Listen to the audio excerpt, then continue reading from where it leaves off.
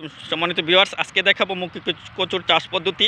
আমরা দেখেন এক সারি থেকে আরেক সারির দূরত্ব দিয়েছি হচ্ছে 22 ইঞ্চি দূরত্ব দিয়েছি, আর এক মুখির থেকে আরেক মুখির দূরত্ব দিচ্ছি হচ্ছে আপনার 8 থেকে 9 ইঞ্চি। আমরা 8 ইঞ্চি দূরে দূরে দিচ্ছি, যেহেতু জায়গা কম 8 ইঞ্চি দূরে দূরে দিচ্ছি, দিয়ে কিন্তু আমরা লাগিয়ে দিচ্ছি। লাগিয়ে দেওয়ার পরে কিন্তু এরকমভাবে হালকা করে মাটি তুলে দিবেন। লাগানোর আগে কিন্তু পুরো বিশেষ করে আপনার মাটিটা ভালোভাবে চাষ করে নিতে হবে। 7 থেকে 8টা চাষ দেওয়ার মতো হতে কমপক্ষে যদি হয় 4 থেকে 5টা চাষ দিবেন। আমার যেহেতু এটা আলুর জমি ছিল, এখানে কিন্তু আমি 2টা 3টা চাষ দিয়ে কিন্তু এই জায়গাটাকে প্রস্তুত করে নিয়েছি। পরে কিন্তু আমি লাগানোর পরে কিন্তু এরকমভাবে মাটি তুলে দেওয়া হচ্ছে।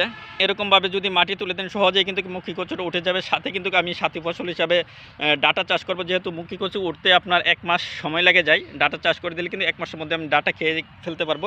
এরকমভাবে আপনারা আপনাদের বাড়ির আঙ্গিনায় কিন্তু এরকম মুখী কচু চাষ করে কিন্তু খেতে পারবেন। সবাই ভালো থাকবেন, আর এই পেজটাকে সবাই ফলো করবেন।